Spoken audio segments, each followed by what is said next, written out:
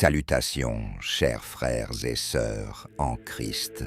Aujourd'hui, vous avez été conduits à ce message parce que notre Père céleste aimant veut vous rappeler qu'être choisi par lui signifie souvent marcher sur un chemin qui vous distingue du monde. Cela peut parfois conduire à des sentiments d'isolement et de ne pas s'intégrer. Mais prenez courage, car cette séparation est un signe de votre appel et de votre but divin. En tant que disciples du Christ, nous sommes souvent appelés à vivre de manière différente des normes de la société. Cet appel peut nous donner l'impression de ne pas être à notre place, mais il affirme également notre identité en tant que peuple choisi de Dieu. Explorons pourquoi les élus ne s'intègrent jamais et comment embrasser cela peut conduire à une relation plus profonde et plus épanouissante avec Dieu. 1. Appelés à un standard plus élevé. En tant qu'élus, nous sommes appelés à vivre selon les standards plus élevés de Dieu, qui entrent souvent en conflit avec les valeurs du monde.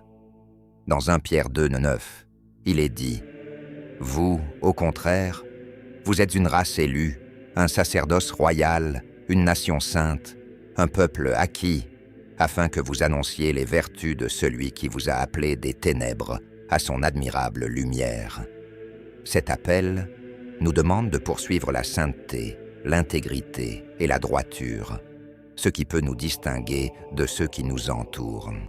Considérez l'histoire de Daniel, qui a choisi de rester fidèle aux lois alimentaires de Dieu, malgré son séjour dans un pays étranger, avec des coutumes différentes.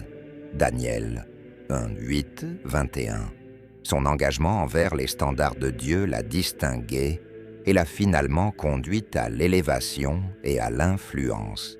De même, vivre selon les standards de Dieu peut nous faire sentir différents, mais cela nous aligne avec sa volonté et ses desseins.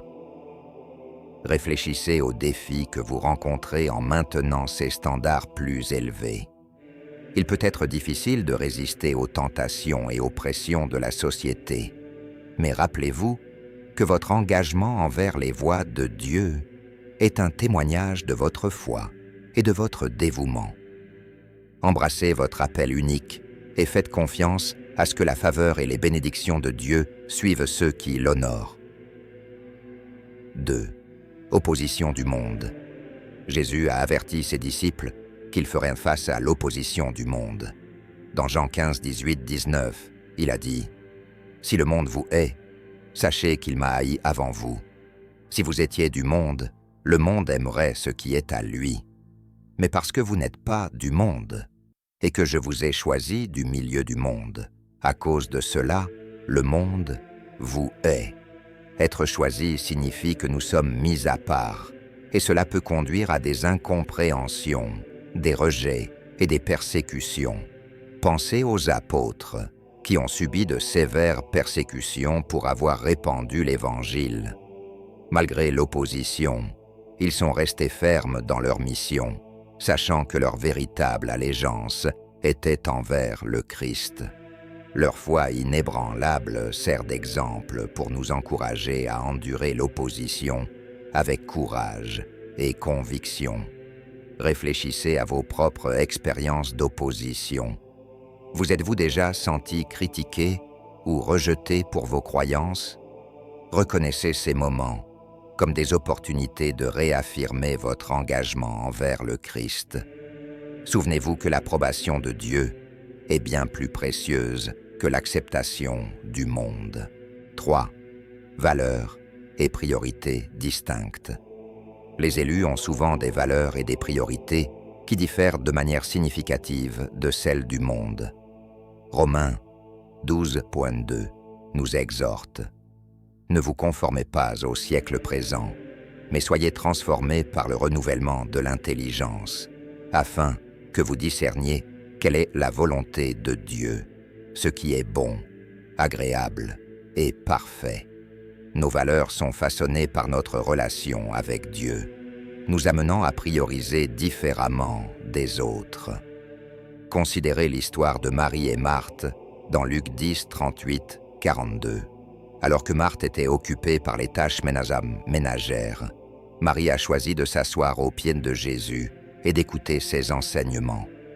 Jésus a loué Marie pour avoir choisi la meilleure part, soulignant l'importance de prioriser la croissance spirituelle sur les préoccupations mondaines. Réfléchissez à la façon dont vos valeurs et priorités s'alignent avec la volonté de Dieu. Priorisez-vous la prière, le culte et le service plutôt que les poursuites matérielles? Embrassez ces différences comme des signes de votre appel divin et laissez-les vous guider dans une vie qui honore Dieu. 4. But et mission unique. Être choisi par Dieu signifie souvent avoir un but et une mission unique qui vous distingue des autres. Éphésiens 2:10 nous dit « Car nous sommes son ouvrage, ayant été créés en Jésus-Christ pour de bonnes œuvres, que Dieu a préparées d'avance afin que nous les pratiquions. » Chacun de nous a un rôle spécifique dans le plan de Dieu, et cela peut parfois nous donner l'impression de ne pas être à notre place dans les contextes conventionnels. Considérez l'histoire d'Esther, qui a été choisie pour devenir reine et jouer un rôle crucial dans le sauvetage de son peuple. Esther 4, 14. Sa position et son but unique l'ont distinguée, mais cela lui a également permis d'accomplir le plan de Dieu. Embrasser votre appel unique peut conduire à des résultats extraordinaires qui glorifient Dieu. Réfléchissez aux moyens par lesquels Dieu vous a équipé de manière unique pour ses desseins. Avez-vous remarqué des talents, des passions ou des opportunités spécifiques qui semblent divinement orchestrées? Embrassez-les comme faisant partie de votre mission unique et faites confiance à ce que Dieu les utilisera pour sa gloire. 5. Engagement envers la vérité. En tant qu'élus, nous nous engageons à vivre selon la vérité de la parole de Dieu, même lorsque cela contredit les croyances populaires. Jean 17:17 dit « Sanctifie-les par ta vérité. Ta parole est la vérité. » Cet engagement peut créer des tensions avec les normes et attentes sociétales, mais il est essentiel pour maintenir notre intégrité et notre fidélité envers Dieu. Pensez à l'exemple de Shadrach, Meshach et Abednego, qui ont refusé de se prosterner devant la statue du roi Nebuchadnezzar, choisissant plutôt de rester fidèles aux commandements de Dieu. Daniel 3, 16, 18.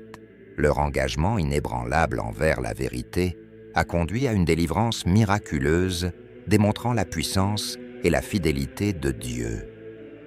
Réfléchissez aux défis que vous rencontrez en maintenant la vérité de Dieu. Y a-t-il des domaines où vous vous sentez pressé de compromettre? Restez ferme dans vos convictions, sachant que Dieu honore ceux qui restent fidèles à sa parole. Votre engagement envers la vérité est un témoignage de votre identité en tant qu'élu de Dieu. 6. Perspicacité et discernement spirituel. Les élus reçoivent souvent une perspicacité et un discernement spirituel qui les distinguent.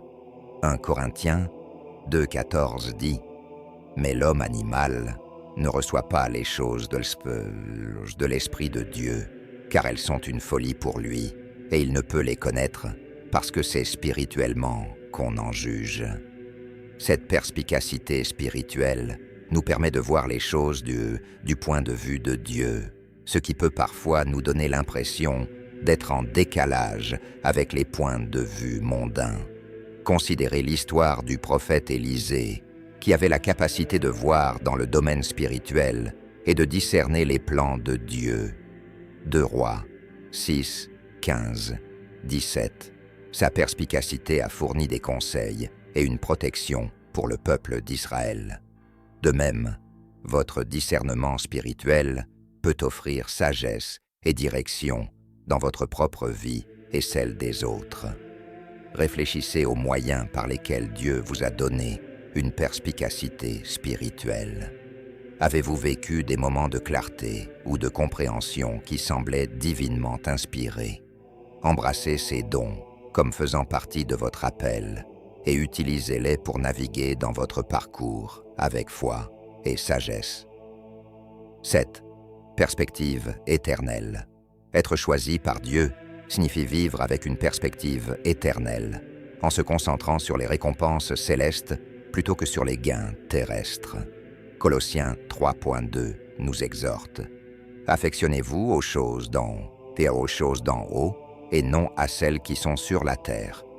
Cette perspective éternelle peut nous donner l'impression de ne pas être à notre place dans un monde qui privilégie les plaisirs et réalisations temporaires.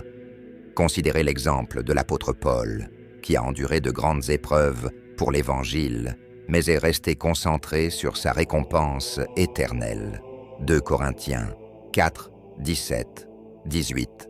Sa perspective lui a permis de persévérer à travers les épreuves, sachant que sa véritable demeure était au ciel. Réfléchissez à la manière dont votre perspective éternelle façonne votre vie quotidienne. Trouvez-vous du réconfort et de la motivation dans la promesse de la vie éternelle avec Dieu? Embrassez cette perspective comme une source de force et d'espoir et laissez-la vous guider dans une vie qui honore Dieu. 8. Profond sens du but. Les élus ont souvent un profond sens du but qui guide leurs actions et décisions. Jérémie 29, 11 nous rappelle « Car je connais les projets que j'ai formés sur vous, dit l'Éternel, projets de paix et non de malheur, afin de vous donner un avenir et de l'espérance. » Ce sens du but peut nous distinguer de ceux qui cherchent encore un sens à leur vie. Considérez l'histoire de Néhémie, qui ressentait un profond fardeau pour reconstruire les murs de Jérusalem. Néhémie 1, 3, 4. Son sens du but l'a conduit à prendre des actions audacieuses et à inspirer les autres à se joindre au travail.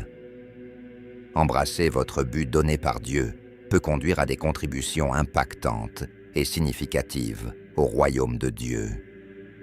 Réfléchissez aux moyens par lesquels Dieu a instillé un sens du but en vous. Vous êtes-vous senti appelé à des tâches ou missions spécifiques qui s'alignent avec sa volonté? Embrassez ce sens du but et laissez-le alimenter votre dévouement à servir Dieu et les autres. 9. Résistance à la conformité. Les élus ressentent souvent une forte résistance à se conformer au schéma de ce monde. Romains 12 de dit « Ne vous conformez pas au siècle présent, mais soyez transformés par le renouvellement de l'intelligence. » Cette résistance à la conformité peut nous donner l'impression de ne pas être à notre place, mais elle est un signe de notre engagement à vivre selon les standards de Dieu. Pensez à l'exemple de Jean-Baptiste, qui a vécu une vie contre-culturelle dédiée à préparer le chemin pour Jésus. Matthieu 3, 1-6. Sa résistance aux normes sociétales et son engagement inébranlable envers sa mission l'ont distingué, mais l'ont également positionné comme une voix puissante pour Dieu. Réfléchissez aux moyens par lesquels vous résistez à la conformité dans votre propre vie. Vous trouvez-vous en train de remettre en question les normes sociétales et de chercher à vivre différemment? Embrassez cette résistance comme faisant partie de votre appel et faites confiance à ce qu'elle vous aligne avec l'œuvre transformative de Dieu dans votre vie. 10. Foi inébranlable. Les élus possèdent une foi inébranlable qui les soutient à travers les épreuves et les défis. Hébreux 11, 1 définit la foi comme une ferme assurance des choses qu'on espère, une démonstration de celles qu'on ne voit pas. Cette foi inébranlable peut nous distinguer, nous donnant un sentiment de paix et de confiance que d'autres peuvent ne pas comprendre. Considérez l'histoire d'Abraham, qui a démontré une foi inébranlable dans les promesses de Dieu, même lorsqu'elles semblaient impossibles. Genèse 12, 22. Sa foi lui a été imputée à justice et l'a distingué comme le père de nombreuses nations. Réfléchissez à la manière dont votre foi vous soutient à travers les moments difficiles. Trouvez-vous de la force et de l'assurance dans les promesses de Dieu?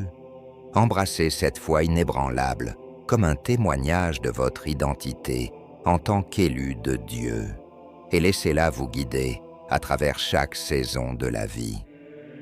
Conclusion. Être choisi par Dieu signifie souvent se sentir différent et hors de sa place dans le monde.